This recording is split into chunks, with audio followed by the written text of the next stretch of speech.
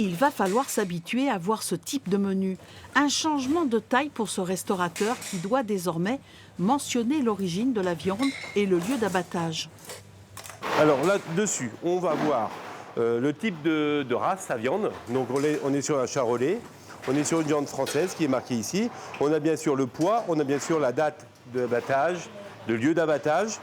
Dans ce restaurant, le chef essaie de travailler les viandes locales, mais en fonction des menus, il doit parfois s'approvisionner dans d'autres pays.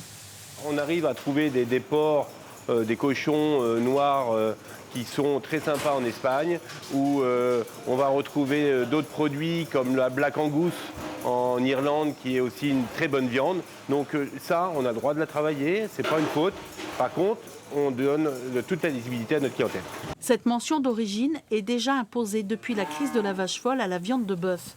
À l'époque, Michel Caillé n'avait pas ressenti les effets de cette décision.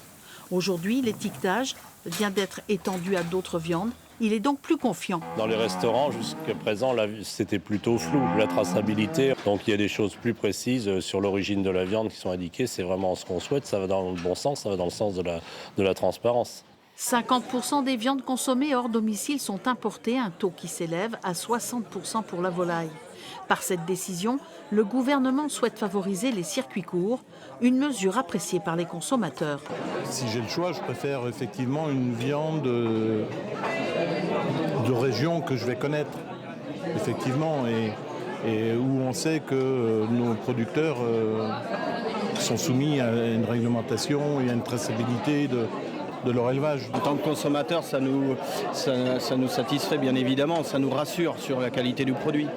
Élevé en France et abattu en France devra être mentionné aussi dans les cantines scolaires et dans les restaurants des entreprises privées.